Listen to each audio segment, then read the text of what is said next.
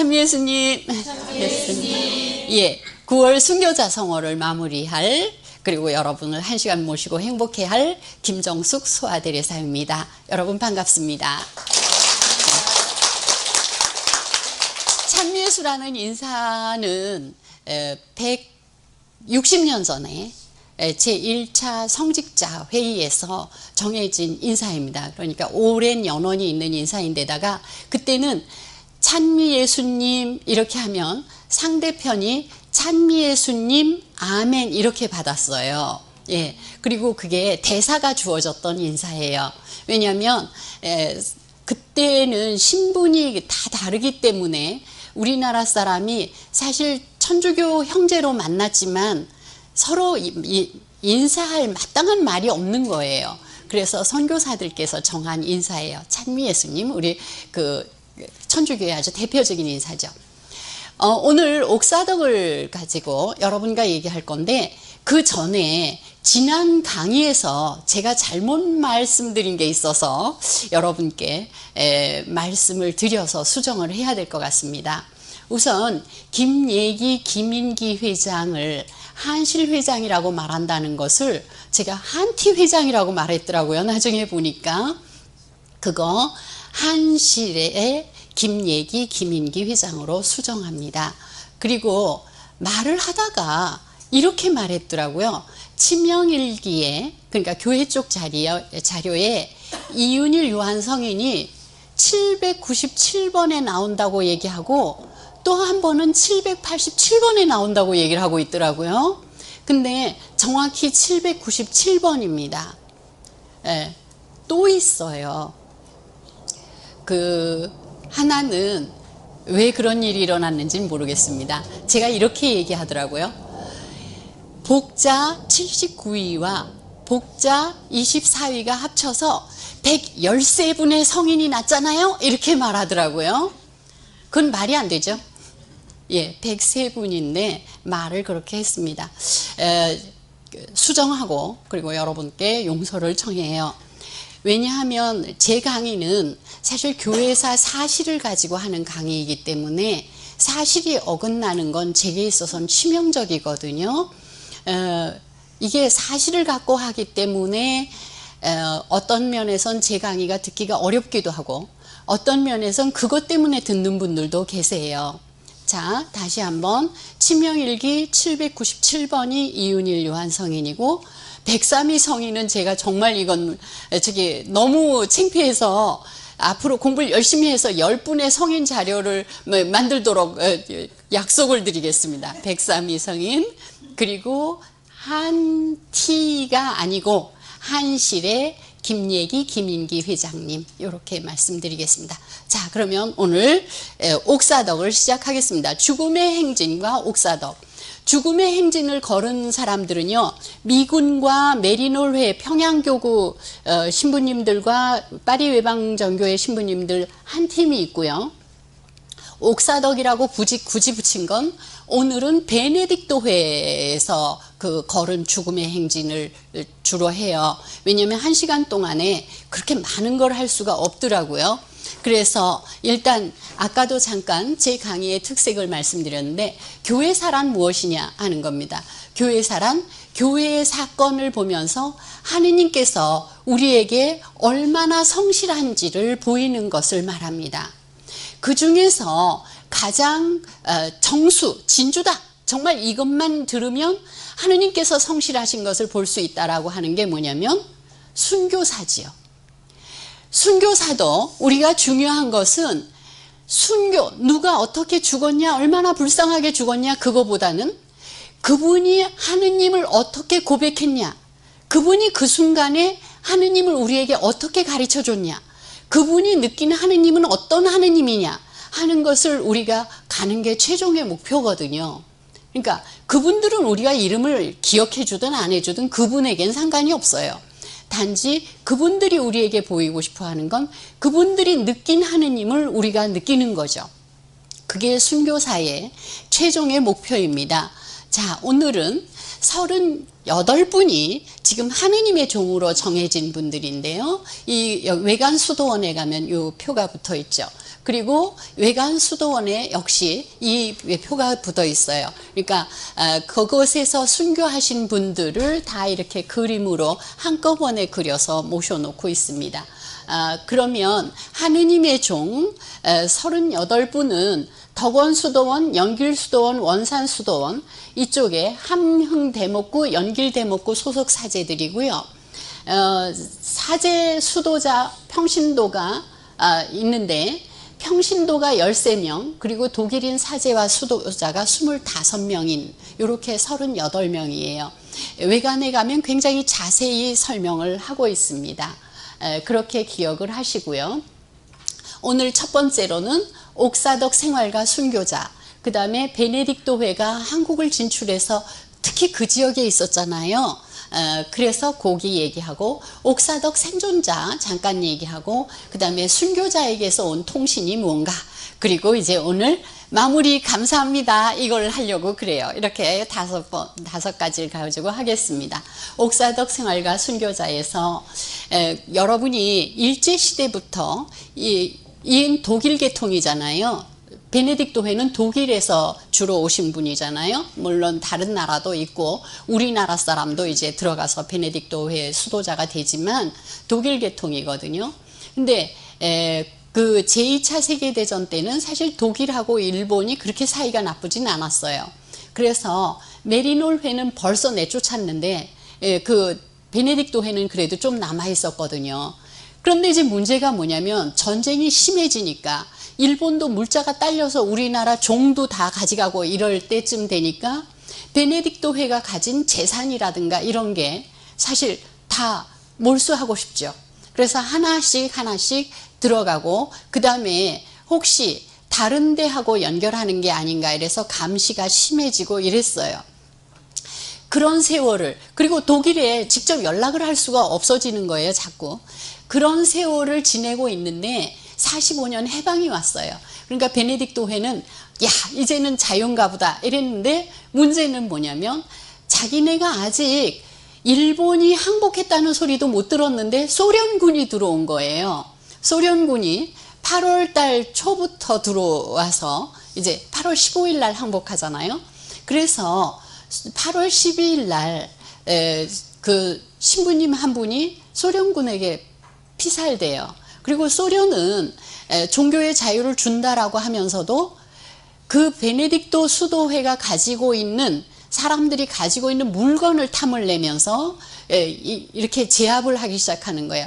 특히 여러분 어렸을 때 소련군이 들어와서 모든 사람의 시계를 걷어가지고 여기다가 이렇게 여러 개씩 차고 다녔다 뭐 그런 얘기 기억하시죠? 그런 시계, 금품 뭐 이런 등등을 탐을 내는 거예요. 그랬는데 그 후에 이제 48년이 되면서 북한 정권이 섰죠. 북한 정권은 그보다 더 심한 거예요. 북한 정권은 그 종교에 대한 것을 하면서 일단 북한이 들어왔을 때, 북한 정권이 들어왔을 때 토지 개혁을 해요. 초기에. 그래서 베네딕토회는 자기네 건물하고 자기네 대지 있는 부분만 빼고는 전부 뺏기는 거예요. 베네딕토회는 사실 그 제주 있는 분들이잖아요. 자기네가 농사져서 먹고 필요한 물건은 만들고 그리고 성당을 짓고 그리고 교리 교육을 할 수 있는 자급자족이 완전히 가능한 데잖아요. 근데 그 모든 기반이 없어지게 됐단 말이에요. 그런데 이제 그래서 남한으로 피신 왔다는 사람들이, 그러니까 6.25 터지기 전에 내려왔다는 사람들이 꽤 많은데 천주교를 박해하기 위해서 주일날을 못 지키게 하는 거예요. 직장에서도 뭐 주일날 일 시키고, 그리고 직장이 끝나면 그 정신교육이라고 그래서 종교는 아편이고 게으름뱅이들의 환상이다 뭐 이런 교육을 계속 시키는 거예요. 그래도 이제 이들이 버텼죠. 그랬는데 어떤 일이 일어나냐면 49년이 되자 이제 전부 이곳저곳에서 신부 수사들을 잡아들이기 시작하는 거예요. 그래서 49년 5월 10일이 되니까 독일인 수녀들을 전부 그때 수도원에 들어온 거예요. 수도원에 들어올 때 이 원장 수녀님이 잡혀가리라는 각오는 얼마 전부터 했던 거예요. 그랬는데 잠깐 기다리라고 문 열어드리겠다고 이랬는데 빨리 열으라고 막 이러는 거예요. 그래서 이제 웬만한 거 조금 챙기고 문을 열었는데 다 나오라고. 그러니까 원장 수녀님이 놀란 거예요. 자기네들을 잡아가리라고 생각했지 수도원을 다 나오리라고 해라라는 생각을 못했잖아요. 그러니까 금방 갔다 올 거니까 쬐끄만 물건만 필요한 것만 챙겨라 이렇게 된 거예요. 그래서 이들이 제일 먼저 한 게 뭐예요? 성당의 성체. 그날 미사에 쓰려고 300여 개쯤 해놓은 거예요. 그런데 모이게를 못하니까 원장 수녀님이 차례로 돌아와라 이래가지고 그걸 한꺼번에 영을 하기가 너무 힘이 들어서 이제 물컵을 하나씩 가져와라 이래가지고 해서 성체가 상하지 않도록 다 일단 먼저 처리했다는 걸 굉장히 기뻐해요. 이젠 됐다. 뭘 다 잃어도 상관없다. 왜냐하면 성체가 손상되지 않으니까. 이러면서 이들이 이제 잡혔어요. 잡혔는데 이제 평양으로 실어 나르는 거예요. 평양으로 실어 나르는데 자기네는 또 같이 가는 줄 알았더니 이 독일인만 따로 실는 거예요.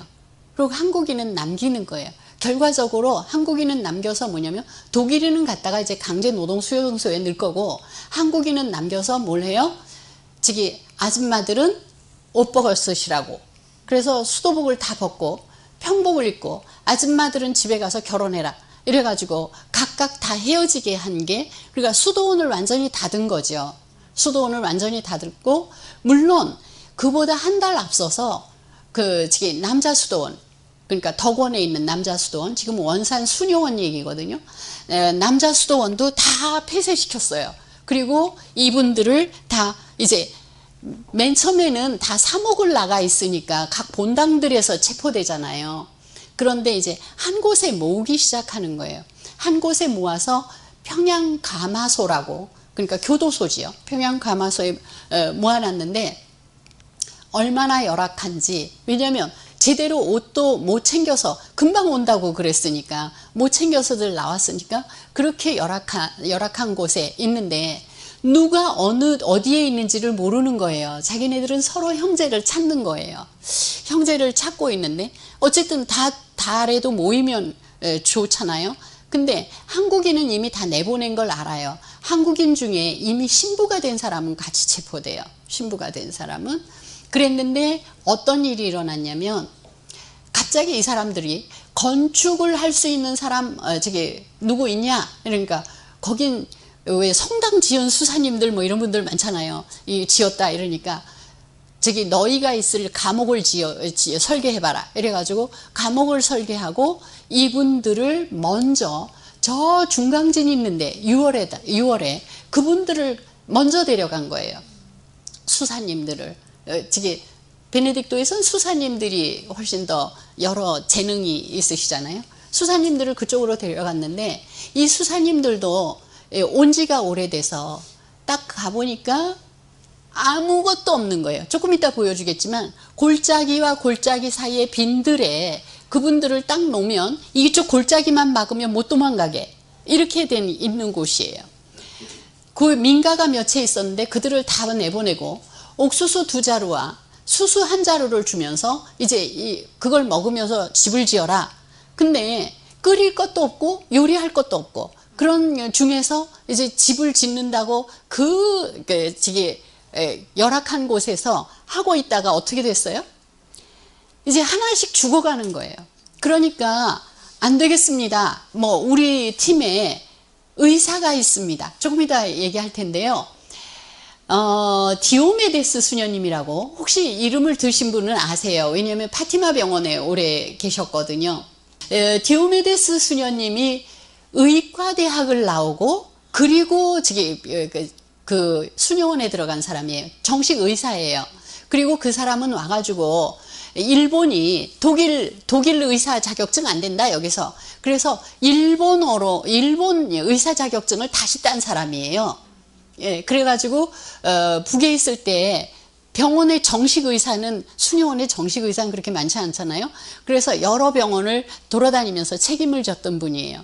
그분을 간다 그러니까 그분 밑에서 일하던 프룩투오사라고 저기 그 간호사 하시던 분까지 같이 가겠다. 이래가지고 가서 이제 그 수사들이 쓰러지는 걸 좀 막는 거예요. 그러니까 수사들은 6월에, 디오메데스 의사 수녀님은 7월에, 그리고 나머지 사람들은 8월이 넘어서 그곳에 이제 다 한꺼번에 갖다 넣은 거예요. 그러니까 저기 여기서 살아라. 우린 종교의 자유가 있다. 대신 이 교화할 정신이 있는 사람들은 이렇게 한꺼번에 모여서 정신을 좀 차려라. 이런 얘기죠. 먹을 것도 없고 집도 하나만 지은 거예요. 집 지을 게 별로 없으니까. 그래서 그분들이 와서 9월쯤 시작하는 그 노동이 중강진이거든요. 여러분 중강진이 그 압록강 있는 그쪽 거기잖아요. 그러면 얼마나 춥겠어요. 그렇게 추운 데서 1949년을 견디는 거예요. 농사도 그들이 안 지었잖아요, 봄에. 그러니까 먹을 것도 제대로 없고 외부하고 차단해서 정말 어렵게 그 겨울을 나요. 그러면서 그 집을 3개를 지어요. 하나는 수녀님들의 집, 젤두르드라고 하는 수녀님의 집, 하나는 성마오로라고 하는 신부님의 집, 그리고 주방, 이렇게 지어서 이렇게 집채가 몇 개가 나서 49년을 억지로 지내면서 많은 사람이 죽어가지요. 그리고 여러분이 아시잖아요. 50년에 이제 벽두부터 이거를 해야 되는 거예요. 그런데 그 형제들을 지금 59명이 같이 갔거든요. 형제들을 조금이라도 돕기 위해서 병이 난 사람은 못 나오잖아요, 일하러. 근데 병이 난 수사님이 우리 형제들을 도와야 된다 이러면서 아무것도 안 가져왔으니까 사금을 캐는 걸, 조선 사람이 사금을 캐는 걸 어디서 봤나 봐요. 그러면서 사금 캔다고 이렇게 채 만들고 앉아 있다가 그분도 선종하시고 이렇게 죽어가는 거예요. 그리고 그래도 그때까지는 아침에 노동 나가기 전에 미사를 할 수가 있었어요. 잠깐들 모여서 왜 이 집은 이렇게 아침을 오래 먹냐, 그까지 죽 한 그릇에 이러면서 어느 정도 힘들었냐면 갖다 주는 게 없으니까 주방 담당 수녀님은 그래도 뭔가 좀 빛을 내야 될 거 아니에요. 그래서 호박이 있으면 오늘은 채 썰고 내일은 네모나게 썰고 모레는 동그랗게 썰고, 왜냐하면 반찬이라는 게 한 가지뿐이 없고 수수고, 그러니까 배가 무지 고픈 거죠. 자, 그래서 봄이 돼서 억지로들 심었어요. 그리고 자기네들 형제를 조금 더 먹이기 위해서 우리 수술 만들겠습니다. 그러면 수술 팔아서 우리가 좀 우유도 사고 이렇게 하겠습니다. 수술 만드는 거야 자유죠. 수술 갖다 주고 돈은 한 푼도 안 주는 거죠. 앞으로 일의 노동량만 늘어난 거죠. 왜냐하면 그건 여벌로 자기네들이 한 거니까. 그래서 거의 영양실조에다가 그 중노동으로 그렇게 살게 돼요. 그런데 또 얘기할 것은 1950년 6월에 남침을 했잖아요. 그런데 9월 15일에 인천 상륙작전을 했잖아요. 그러니까 위로 다 올리니까 그 포로들을 어쩔 수 없어서 끌고 간 게 죽음의 행진이잖아요. 근데 이쪽에 있는 중강진의 이 사람들도 연합군하고 연결이 되면 안 되잖아요. 그러니까 이 사람들도 끌고 나온 거예요. 끌고 나와서 걸려서 나오기 시작하는 겁니다. 그래서 이제 걸려서 나와서요. 이게 살던 곳을 수사님이 그린 거예요. 그러니까 이 골짜기를 막고 이렇게 여기는 아무것도 없는 거죠. 여기 가서 나무를, 이게 굉장히 절벽진대인데 나무를 해서 숯을 만들어 오는 이런 거예요. 이런 곳에서 살면서 이제 후퇴를 하게 되자 이 사람들은 모르죠, 무슨 일인지. 근데 하늘에서 비행기 소리는 나는 거예요. 그러면 자유가 오나 보다 이런 생각을 하지만 어쨌든 자기네들을 끌고 평양으로 가서 이쪽 압록강 쪽으로 가는 거예요. 왜냐하면 아마 중국에다가 이 포로들을 넘겨야 한다고 생각을 했나 봐요. 외국인들이니까. 그것도 한두 명이 아니고 집단이니까. 그랬는데 그 중국에 넘기기로 생각을 했는데 중국에서 안 받은 거예요. 왜냐하면 3차 대전이 일어날까 봐. 사실은 소련도 미국하고 직접 전쟁을 하면 2차 대전 겨우 끝났는데 3차 대전이잖아요. 그래서 6.25는 전략이 뭐냐면 한 달 만에 남쪽을 완전히 이제 그거 해라. 점령을 하면 어떻게 돼요? 외국인이 못 들어오잖아. 남의 적지니까. 그래서 세 갈래로 나누어서 전면전을 핀 거예요. 그 진짜로 3일 만에 수도를 함락하고 파죽지세로 갔잖아요. 근데 낙동강 있는 데가 덜 뚫렸죠. 일자선으로 안 왔죠. 이유는 뭐냐면 춘천 있는 데서 우리 군이 전멸하면서 이틀을 견뎌줬어요. 그게 선이 달라진 거예요. 그들 거의 다 죽었어요. 이틀을. 왜냐하면 우린 무기도 없었거든요. 북한은 소련제 탱크로 들어왔는데 우리나라 남한은 탱크가 한 대도 없었어요. 그리고 탱크를 생각 안 했으니까 탱크를 쏠 대포도 없잖아요. 그래서 여러분이 6.25 때 이야기 보면 우리나라 군인이 탱크 뒤로 몰래 올라가 가지고 탱크 뚜껑을 열고 거기다가 수류탄 던지는 거, 그게 우리가 탱크를 막을 수 있는 유일한 방법이었어요. 그게 6.25였던 거예요. 그러니까 연합군이 들어올 적엔 뭘 가지고 들어오냐면 비행기로 들어왔죠. 그게 피해는 굉장히 컸어요. 왜냐하면 총 가지고 싸우면 건물을 부실 수는 없죠. 총을 얼마나 쏴야 건물이 부서지겠어요? 근데 비행기로 때리면 사실 건물이 다 부서지거든요. 6.25는 그런 전쟁이었던 전쟁이죠. 그런데 이 사람들 왜냐하면 중국도 내려오면 실제로 관여하면 외국인을 그만큼 받으면 시끄러우니까 안 받았나 봐요. 그래서 다시 이들을 끌고 그러면 이렇게 가든지 이렇게 해서 또 이렇게 간 것을 그 겨울에 10월에 시작해서 다음해 1월까지 한 것을 죽음의 행진이라고 그러죠. 여러분, 제가 49년에 억지로 땅을 이제 해서 집을 마련하고 50년 봄에 심었다 그랬어요. 10월에 떠나면 아무것도 추수를 못하죠. 그리고 그 사람들이 돌아온 게 1월이에요. 그러니까 먹을 게 없는 거죠, 완전히. 왜냐하면 그때는 이미 공산당도 가져가고 그거 다 가져가서 아무것도 먹을 게 없는 거예요. 49년 그렇게 지냈고 50년은 자기네가 그래도 하려고 그랬는데 겨울을 그렇게 지내게 된 거예요. 그러니까 그 옥수수 몇 개라도 또는 감자 몇 개라도 주워서 국에다 넣으려고 주웠다가 그 웃돌이 벗고 한 대 서 있어라, 밖에 서 있어라, 이런 벌을 받아요. 한 분이 수사님인데 어떻게 해서든지, 왜냐하면 이렇게 옥수수를 잔뜩 싸놓으니까 썩는 거예요. 썩으면 동물 사료로는 주는 거예요. 그래서 그 수사들이 동물 사료로 던진 무 껍질을 자기네가 건져서 씻어 먹었다, 이럴 정도로 정말 그 가난을 그들이 생각하긴 죽어줬으면 좋은 거죠, 지금. 근데 안 죽고 사는 거예요, 자꾸. 그런 상황인 거예요. 그때 수사님 한 분이 옥수수 한 양동이를 덮었어. 왜냐하면 우리 동료들에게 준다고. 들통이 났어. 너는 거봐라, 종교인은 개고 쓸모없는 인간이고 막 이러고서는 따로 그 사람을 옷도 다 벗기고 빈 방에, 겨울인데 중강진을 얘기하는 거예요. 지금 우리 여기를 얘기하는 게 아니라 빈 방에다가 혼자 놔둔 거예요. 먹을 것도 안 주고 물도 안 주고. 그리고서는 아예 쳐다도 안 보는 거지. 이 사람들은 노동시간에 감시받으면서 나갔다 들어왔다 하니까 궁금해도 못 가보는 거죠. 그랬는데 열흘쯤 지나자 그 사람이 죽어서 땅바닥에 쓰러져 있는 거예요. 아예 그 찬 바닥에. 이제 그거인 거야. 그러니까 이제 연락이 온 거야. 데려가라고.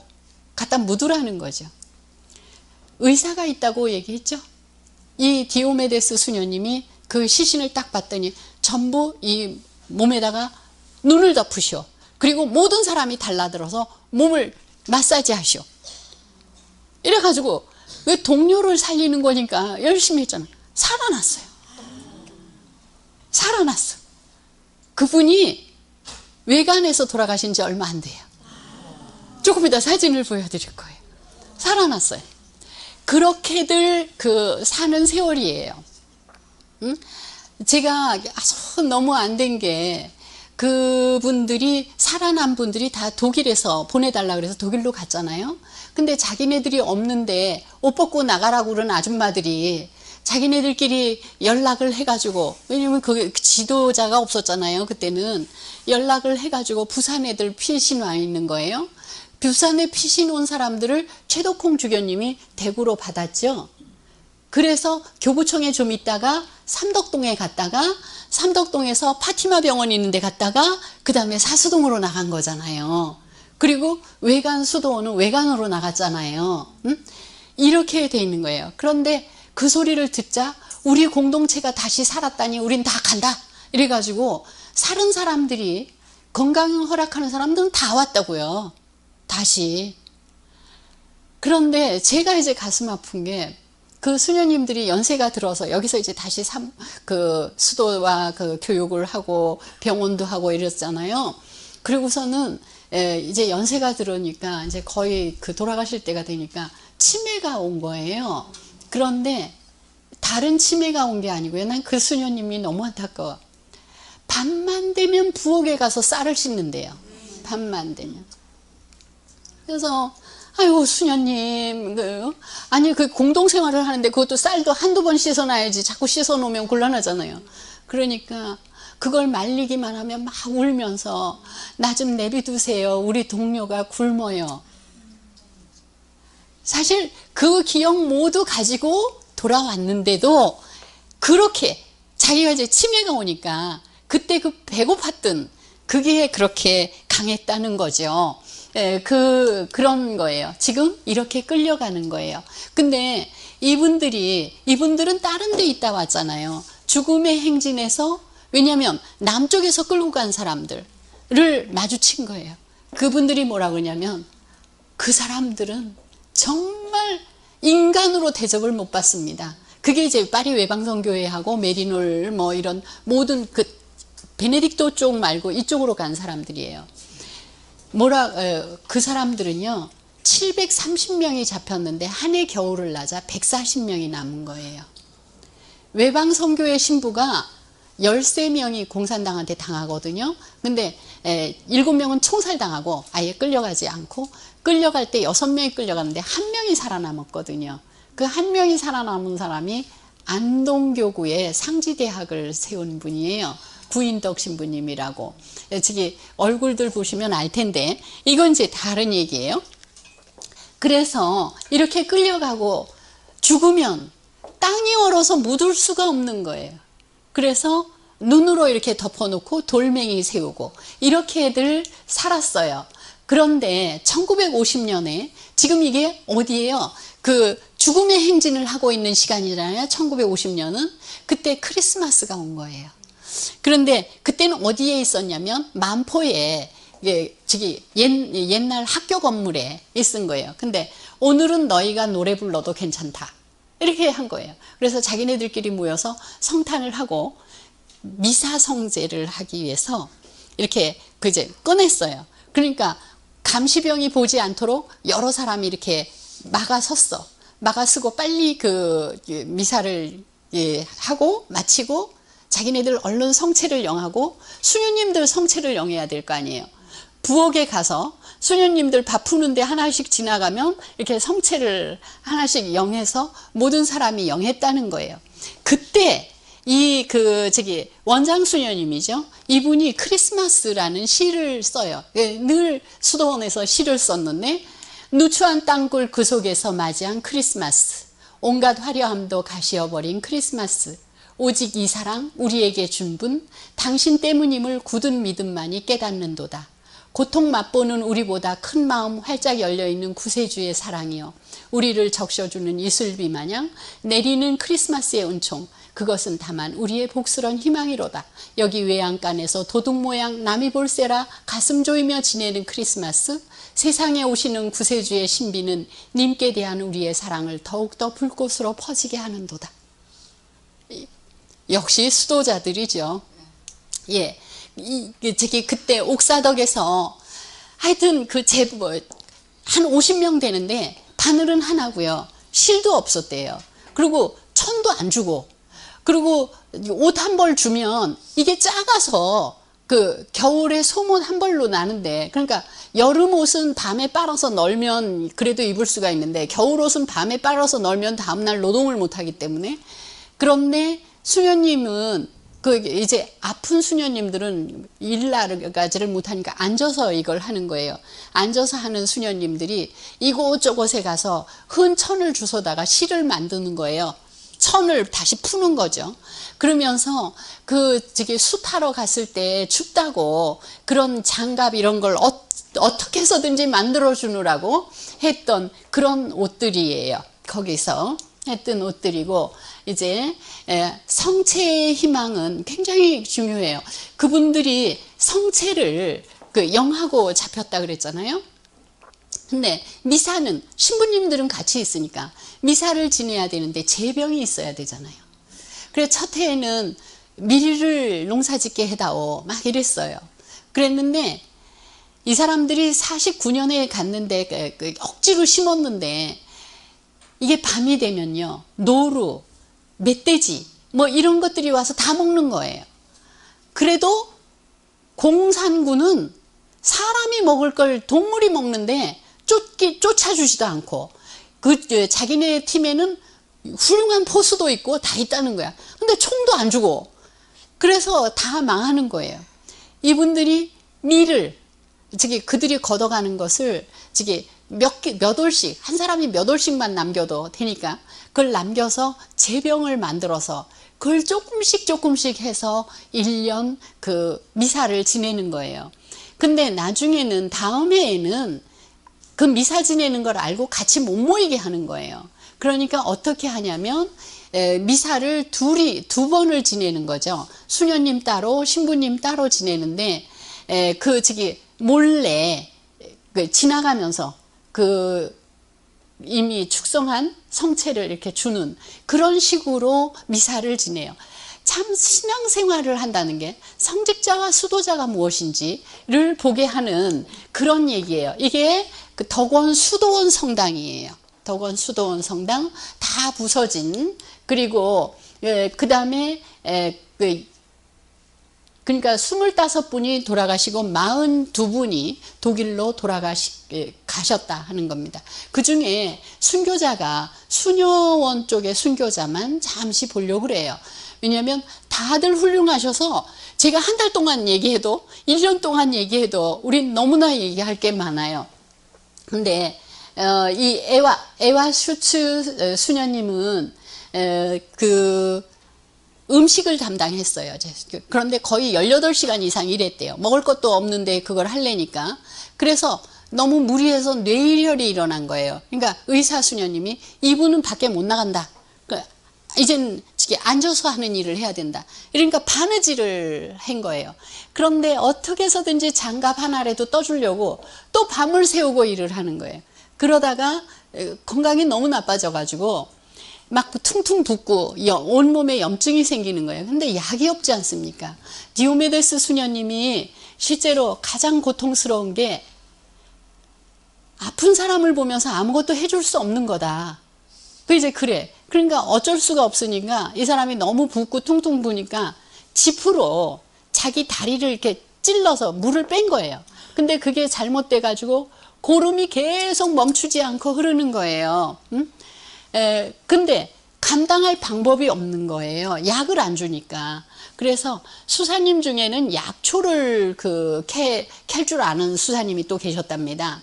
그래서 이제 자기가 노동하고 올 때 갈 때 약초를 구해서 왔었는데, 근데 이제 그분이 병이 나서 이제 못 움직이게 되니까 디오메데스 수녀님이 가서 풀을 뜯어와 가지고 이게 약초로 쓰이냐? 이렇게 물었다는 거예요. 근데 그분도 돌아가시게 되거든요. 그래서 이분이 그때 그 도구로 해서 결국 돌아가셨어요. 거기서. 그 다음에 이분은 옥사덕에 가지 않았어요. 한국인은 옥사덕에 가지 않거든요. 근데 이분은 그 수도원에 들어갈 때 큰 고모 작은 고모가 다 덕원 수도원 수녀였어요. 큰 고모 종신서원에 갔다가 여기가 너무 좋다 이러고 들어갔어요. 근데 굉장히 그 음악도 잘하고 월등해서 막 그 같이 들어온 사람보다 뛰어난 거예요.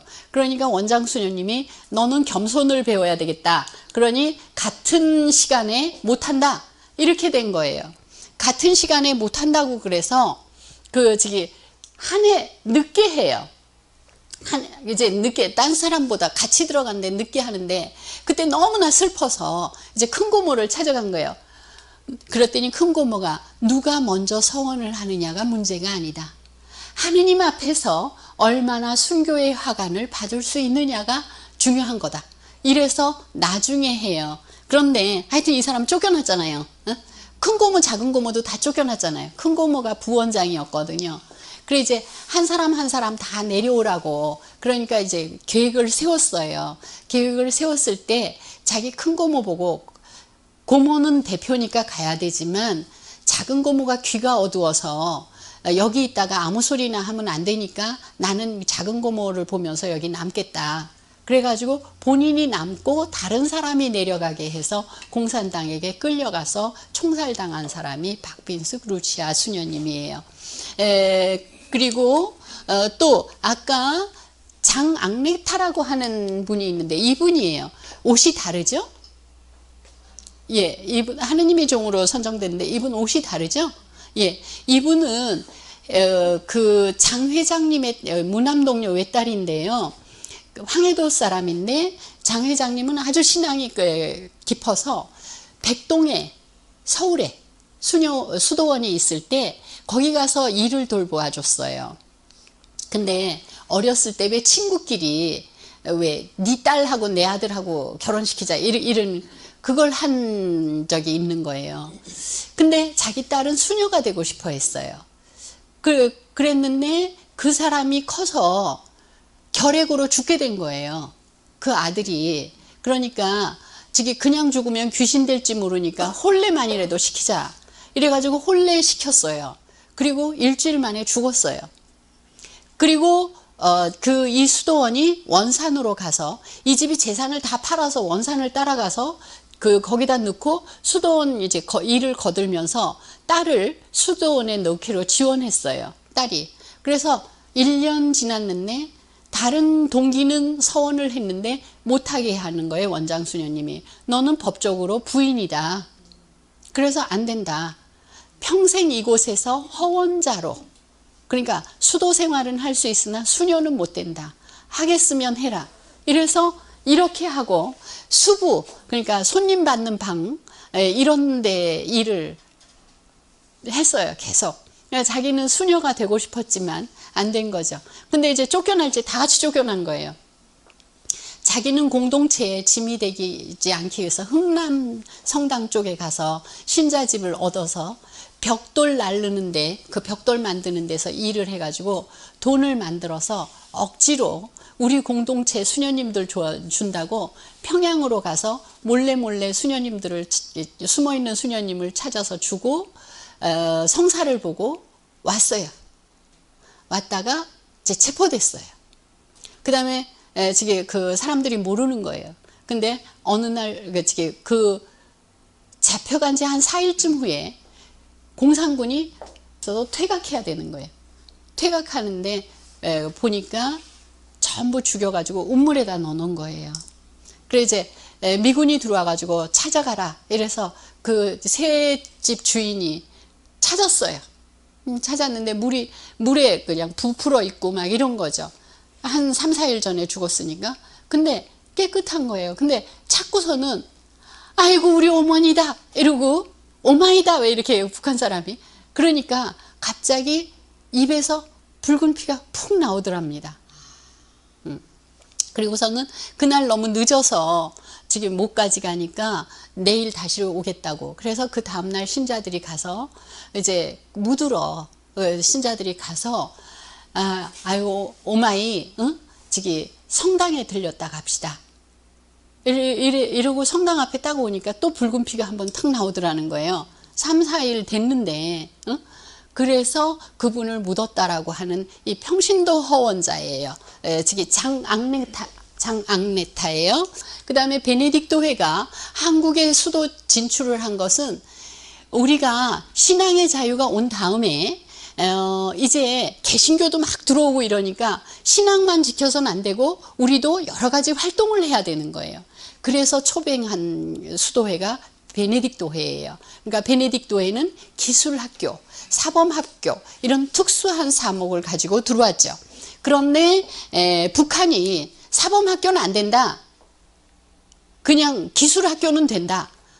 일제가. 그러니까 이 저기 수도원이 그러면 여러분 왜 회화동 성당 있죠? 그게 이 수도회가 지은 거잖아요. 어디에 이게 수도원이 있냐면 백동수도원이라는 게 해화문 있는 데예요. 그러니까 해화 동쪽으로 벽이 난 성벽을 가지고 전체가 수도원 밭이었어요. 그랬다가 일제가 그 땅을 내놔라 이래서 저기 서울교구 보고 사라 그랬는데 서울교구가 돈이 없어서 이 수도원 건물만 산 거예요. 성당하고. 그게 가톨릭 대학인 거예요. 그리고 이들의 밭이 있던 데가 여러분 서울대 물리대 자리라고 지금 왜 그 대학로라고 하는 그 일대인 거예요.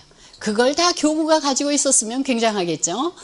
그리고 저기 북쪽으로 올라갔어요. 그 원산 으로 올라가서 이제 자기네가 갑자기 일을 해야 되니까 너무 힘이 들어서 수녀님들도 오시오 이래가지고 초대해서 1925년에 수녀님들이 원산으로 왔다. 그래서 이제 거기서 다 같이 당하는 거죠. 그리고 우리 교회는요 초기에는 실제로 만주도 우리가 다 했고요. 한국교회 소속이었고요. 일본의 유쿠도 한국교회 소속이었거든요. 이것을 한 사람은 우리나라의 선교지에 들어오지도 못한 초대주교 부르기에르 주교님이에요. 부르기에르 주교님이 이걸 해야만 조선 선교가 됩니다. 이래서 했었어요. 근데 해방이 되고 만주에 그래서 우리나라 사람이 일제시대에 북간도 간 사람이 많은 거거든요. 그런데 이제 해방이 되고 그게 중국이 되면서 그 교회 자체도 중국 쪽에 관할하게 되었죠. 이게 이제 100주년 하는 거예요. 2009년에. 이건 외관수도원이죠. 그리고 100주년을 기념하러 들어가는 거죠. 그래서 여러분이 보듯이 여기가 대구교구인데 대구교구는 본래 3분의 1을 가졌거든요. 1911년에. 서울교구는 이 우위를 나누겠다라고 얘기를 했어요.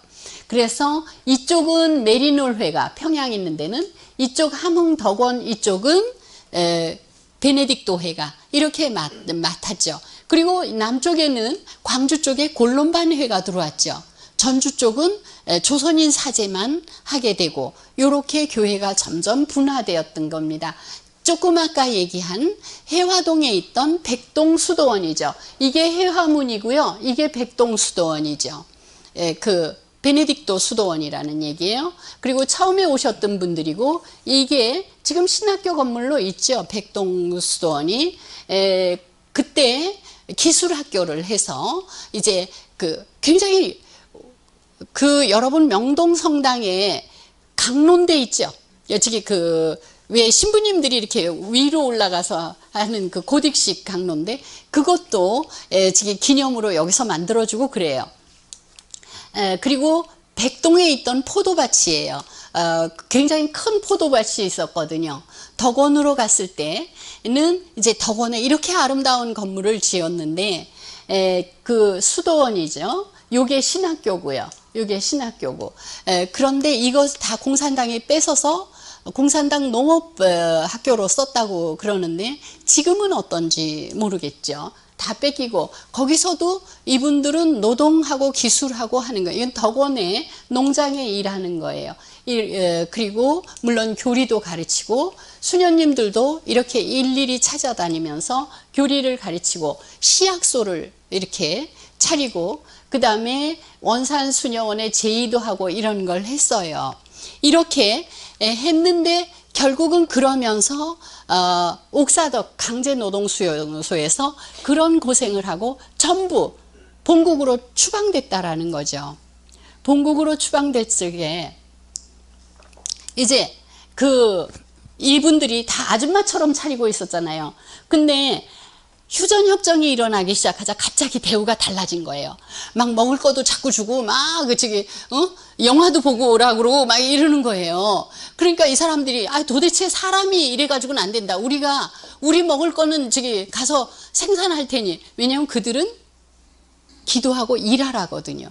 갑자기 일하던 사람을 막 돼지 기르는 것처럼 막 먹이고 이러니까 우리 일한다 이러니까 안 된다 막 이래. 왜 그러냐면 사실은 독일로 보내기 위해서 그걸 했다 하는 거예요. 그래서 이제 살을 찌워서 보내야 되니까 이제 그렇게 하고 우리는 대우를 잘 받았다는데 사인하라고.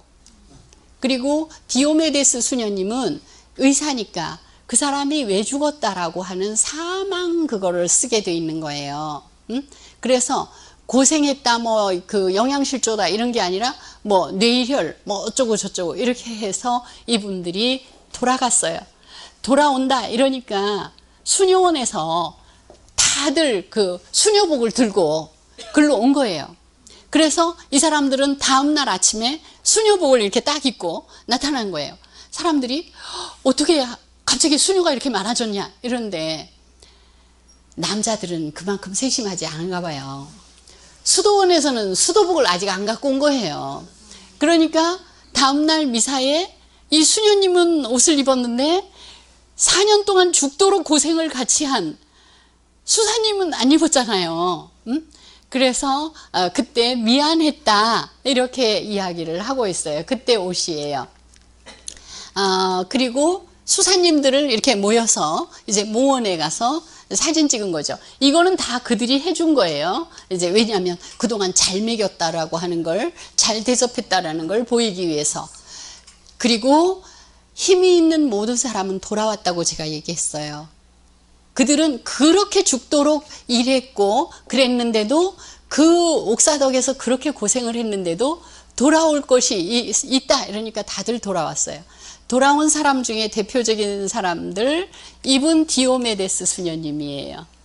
예, 이분은 거기 있으면서 거기 있는 동안에 이제 건강을 추리는 동안에 방사선과 이런 걸 배웠어요. 아무래도 이런 게 필요하다. 이래가지고 와가지고는 나 환자들을 돌보겠다. 이래서 파티마 병원에서 나 환자들을 봤는데 나중에는 아예 나 환자촌에 들어가서 살겠다. 이래가지고 용봉마을에 나 환자촌에 들어가 살았고 그리고 나 환자촌만 다니면서 진료를 해서 나 환자들에게는 대단히 그거 하는 분이더라고요. 이 디오메데스 수녀님이. 그리고 나 환자촌에서 살다가 이제 거의 돌아가실 때 돼서 파티바 병원으로 돌아오셨죠.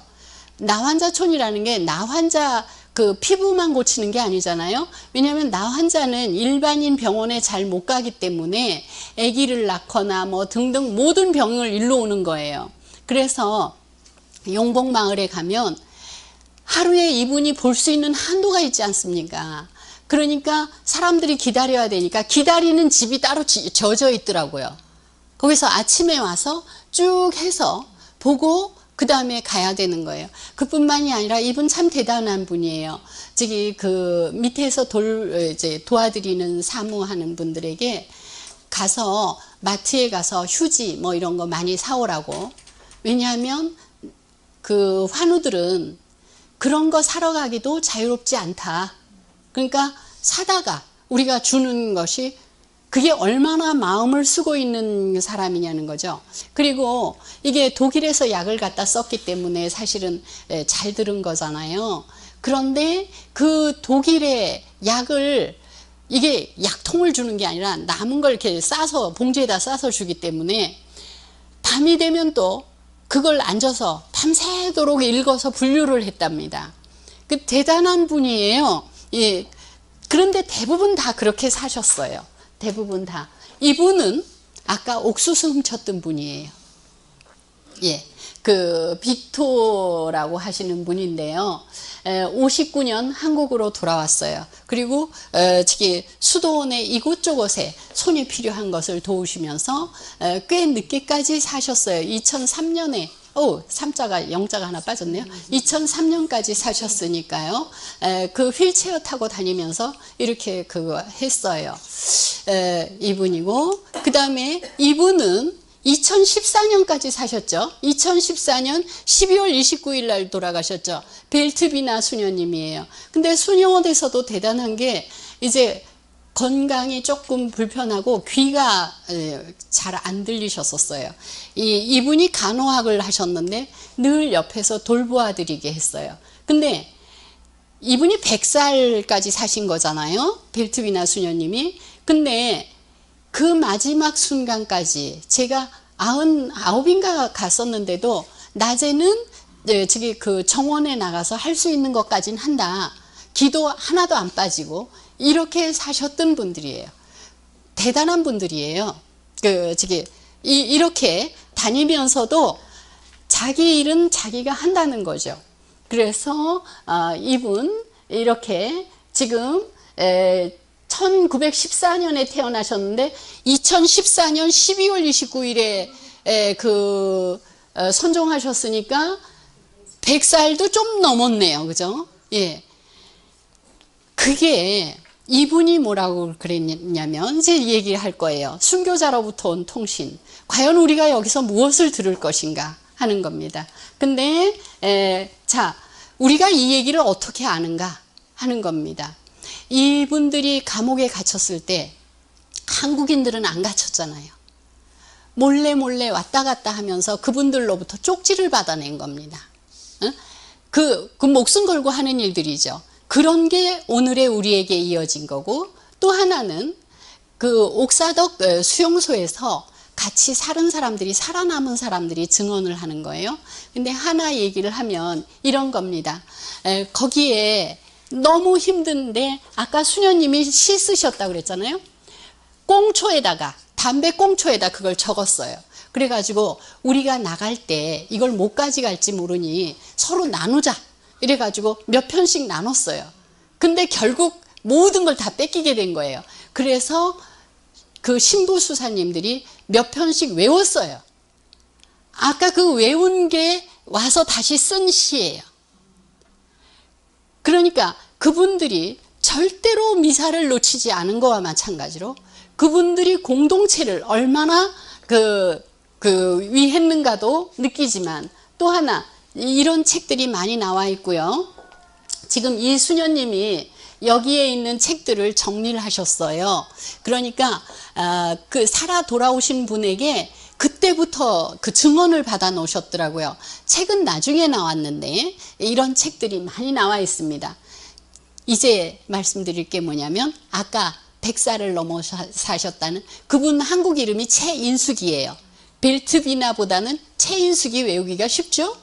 제가 오늘 저는 독일어를 잘 몰라서 제가 오늘 이게 그거겠다. 여러분 103이 성인 호칭 기도할 적에 범 라우렌시오가 누구예요? 범 라우렌시오 우리를 위하여 비로소서 이런 거 있잖아요. 그 사람이 누구예요? 저는 이게 문제가 된다고 생각해요. 범 라우렌시오께서 그거를 듣는다고 자기 이름인지도 잘 모를 테고 우리도 잘 모르면 곤란하잖아요. 앵베르 주교님이에요. 그분이 범세형이셨거든요. 한국 이름으로. 근데 불어로는 로랑스거든요.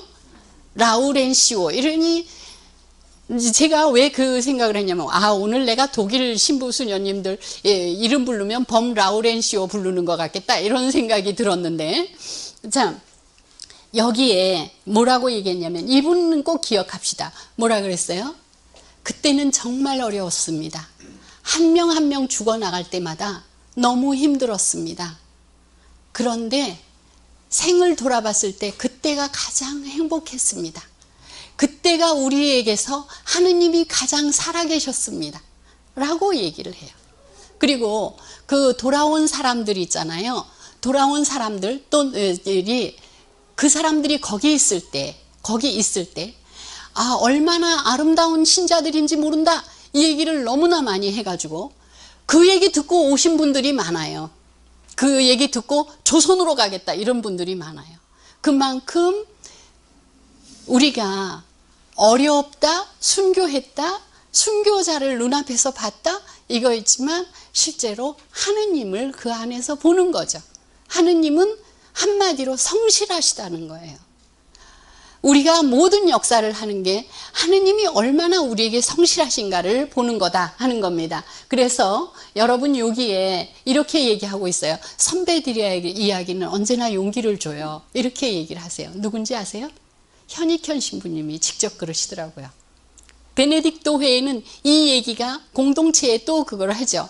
그러면서 베네딕토 회에 총재 아빠스께서 뭐라 그러냐면 한국 베네딕토가 일제를 견디고 6.25를 견디고 그리고 그 많은 것을 견딘 게 바로 베네딕토 회의 성장이었고 세계 교회의 성장이었고 이게 앞으로 세계의 신앙의 오아시스가 될 것입니다. 이렇게 그분들은 그걸 자체를 다 축복으로 받아들였다는 거예요. 우리가 순교를 감사로 받아들일 수 있을 때, 그랬을 때 우리는 결국 순교자들이 본 하느님을 보게 된다라고 하는 겁니다. 그래서 순교자로부터 온 편지 잠깐 하고 이제 끝내야 할 것 같아요. 누구든지 나를 따라오거든 자기를 버리고 날마다 제 십자가를 지고 날마다 따라오너라 이렇게 얘기하셨어요. 우리가 매일매일 매순간 생각해야 한다는 거죠. 매일매일 매순간 선택 하나하나가 순교와 비순교가 나뉘는 것일지도 모른다 하는 겁니다. 그래서 우리 각자는 현재 순교의 순간을 살고 있다는 거죠. 그러니까 우리 각자가 순교의 순간을 살고 있으니까 반대로 말하면 우리는 순교자하고 살고 있는 거죠. 맞죠? 순교자하고 살고 있는 거죠. 그렇게 되면 바로 우리 자신이 순교자라는 거죠. 즉 다시 말해서 우리는 여태까지 위대한 순교자 이야기를 했는데 내 안에 있는 순교 그리고 내가 순교자임을 깨닫는 것이 순교성월에 우리가 해야 할 일이다 하는 겁니다. 하나의 선택, 하나의 순간을 살아갈 때 그게 굉장히 중요하고 우리는 그 점을 잊지 않기 위해서 서로 격려하고 살아야 한다. 이렇게 이야기를 하고 있습니다. 즉 순교할 이들과 살아보았나요? 살고 있죠. 현재. 그것은 이렇게 우리 앞에 여러분 이분 두 분 다 아시는 분이죠? 예, 이분들이 우리 앞에서 성인이 됐잖아요. 이건 기가 막힌 일이잖아요. 그래서 9월 순교성월을 지내면서 나 자신의 순간이 얼마나 중요하냐 그리고 그것을 순교자들께서 얘기하셨다 이렇게 기억을 하셨으면 좋겠어요. 교황 프란치스코 교황께서 이웃을 사랑하려면 추억과 용기와 창의력이 필요하다 이렇게 얘기를 하셨어요. 그 세계 강연에 가서 하셨는데 추억은 결국 우리가 이렇게 옛날 이야기를 하는 걸 말해요. 용기는 그것을 실천할 힘이죠. 창의력은 옛날에 한 걸 오늘 똑같이 할 수는 없잖아요. 그걸 늘 생각하는 것을 말해요. 그래서 오늘 옛날 이야기를 가지고 나를 다시 기억하고 그것을 실천할 힘을 가지고 이제 9월 순교성월을 끝내야 되겠다 이렇게 생각을 합니다. 할 얘기는 많지만 9월 순교자 성월 마지막에 죽음의 행진과 옥사덕으로 우리 자신의 순교의 순간을 생각했던 강의를 여기서 마치도록 하겠습니다. 고맙습니다.